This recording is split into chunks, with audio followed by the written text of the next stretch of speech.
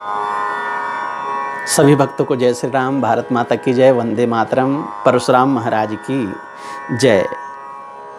ये कोरोना काल का समय चल रहा है और ऐसे समय में हमको निराशा का त्याग करके आशा की ज्योति अपने भीतर में जगानी चाहिए।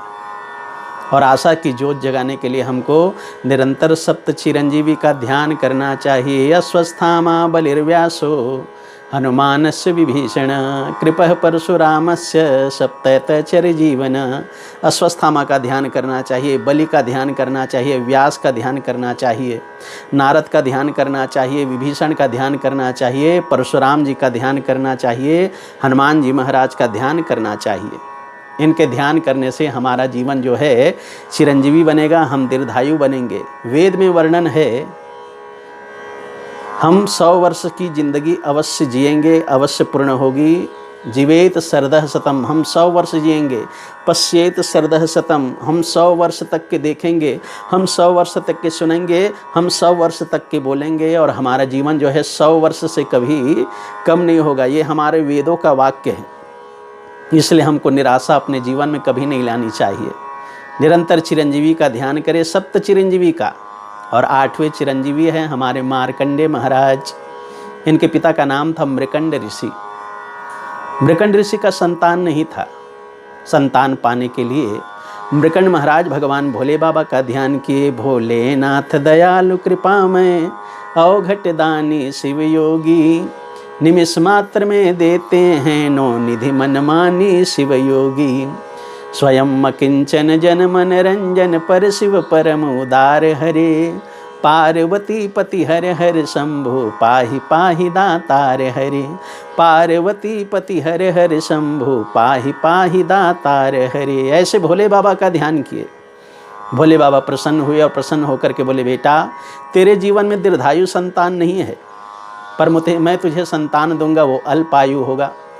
ये बोले, महाराज भले अल्पायु संतान की प्राप्ति हो, जीवन में मैं संतानवान तो बनूंगा, मुझे वो संतान दे दीजिए। संसार में गृहस्थ जीवन में संतान को सबसे बड़ा सुख माना गया है। पुत्र बिना मिथ्या संसारा, पुत्र बिना मिथ्या संसारा। सुर नर मुनि सब करत विचारा, सुर नर मुनि सब करत विचारा।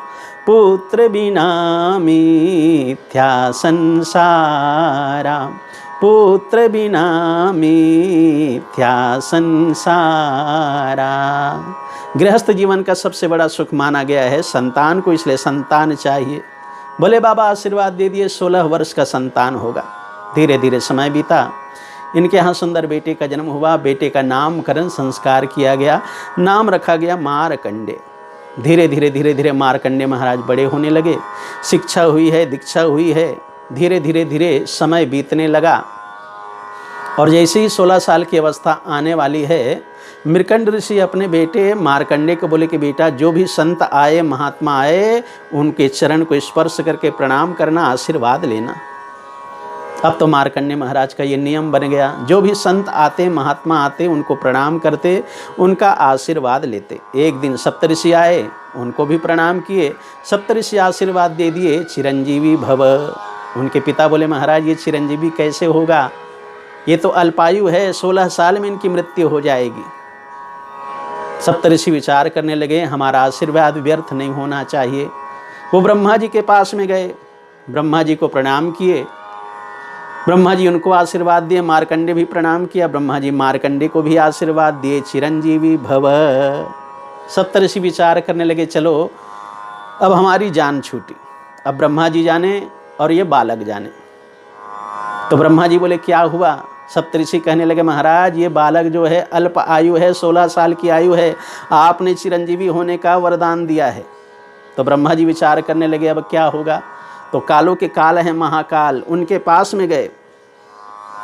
सप्तऋषि प्रणाम किए, मार्कंडेय महाराज प्रणाम किए, तो भोले बाबा भी आशीर्वाद दे दिए, चिरंजीवी भव। अब ब्रह्मा जी बोले, महाराज हमारा काम खत्म, अब आपने आशीर्वाद दिया है, आप जानो कि अल्पायु होगा कि दीर्घायु होगा। अब तो मार्कंडे महाराज वहीं बैठ के भोले की भक्ति करने लगे। 16 साल की आयु जैसे ही पूर्ण होने वाली है, मार्कंडे को लेने के लिए यमराज आए। ले जाना चाहते हैं तो भोले बाबा बोले कहाँ ले जा रहे हो? बोले इनकी आयु पूर्ण हो गई है महाराज, 16 साल पूरा हो गया, अब तो ये मेरे साथ में जाएगा। तो भोले बाबा कहने लगे हमने अपने जीवन का 16 साल मार्कंडे को दिया है, और हमारा जीवन कितना है तुम्हें मालूम है? शिव जी की आयु कितनी है? ब्रह्मा जी के जीवन में बीते कल्प अनेक, ब्रह्मा जी के जीवन में बीते कल्प अनेक, 10 ब्रह्मा बीते बने शंकर का दिन एक। ब्रह्मा जी के जीवन में अनेक कल्प बीत जाता है। एक कल्प में 4 युग होता है, सतयुग बीत जाता है, द्वापर युग बीत जाता है, त्रेता युग बीत जाता है, कलयुग बीत जाता है। ऐसे 4 युग बीतने पर एक कल्प होता है।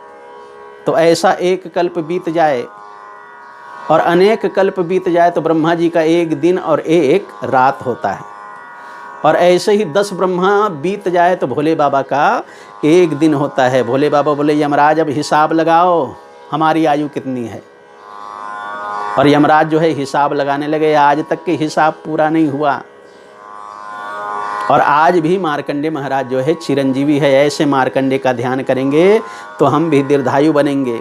इसलिए कोरोना काल की निराशा के समय आशा जगाने वाले इन ऋषियों का ध्यान करें, महात्माओं का ध्यान करें, उनको नमन करें, निराशा अपने मन में कभी ना लाए। जय श्री राम।